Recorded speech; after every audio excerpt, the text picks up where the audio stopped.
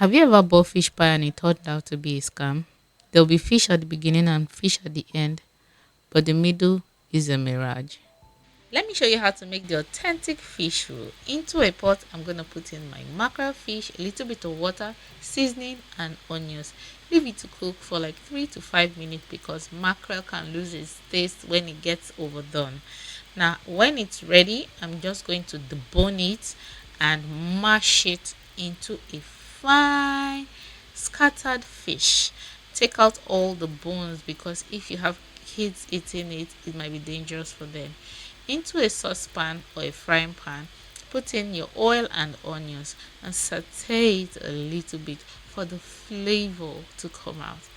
After that, I'm just going to put in my atarodo. You could call it scotch bonnet pepper, but I call it rodo. I'm just going to stir this properly and add my fish. Note that we're using little oil for this, not so much. Don't go all out with your oil.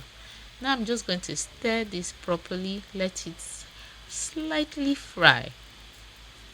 Into the mixture, I'm going to add my cubes. I'm going to add seasoning cube, salt, and stir again. See, you have to stir this, if not it could get burnt. So I'm just going to use my fish stock, add a little bit of onions and a little bit of flour, pour it into my fish and add curry, a little bit. Curry is totally optional, but if you like it, you can put it. At this point, my fish sauce is ready. Into a bowl, I'm going to add my flour, baking powder and salt. Put in my butter, then mix it properly so it could look something like this, like a breadcrumb consistency. Add my egg, then pour in cold water. Please make sure it is cold water. You don't want to mix too much, and you set it aside to rest in your fridge, specifically fridge. After 10 minutes, you can see that it has gained elasticity. It's no longer sticky. Now you have to roll your dough on the platform and cut it into a square form. If you haven't subscribed already, please don't forget to do that immediately, as we'll be dishing out amazing content that would help your cooking journey and aid your decision making when it has to do with cooking every day, because that's the difficult part.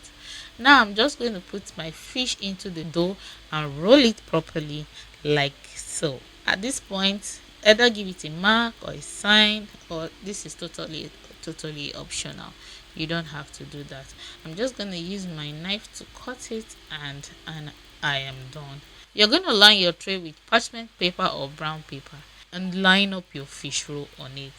Here I'm just egg washing the fish roll, which simply means rubbing raw egg white on it. After you're done baking, this is what your fish roll should look like. Please note that the recipe to this fish roll will be stated in the description box below, and the temperature of baking will be stated also in the description box below. This is the end result. Can you see how classy it is? Please don't forget to hit the subscribe button. I'll see you in my next video. Bye bye for now.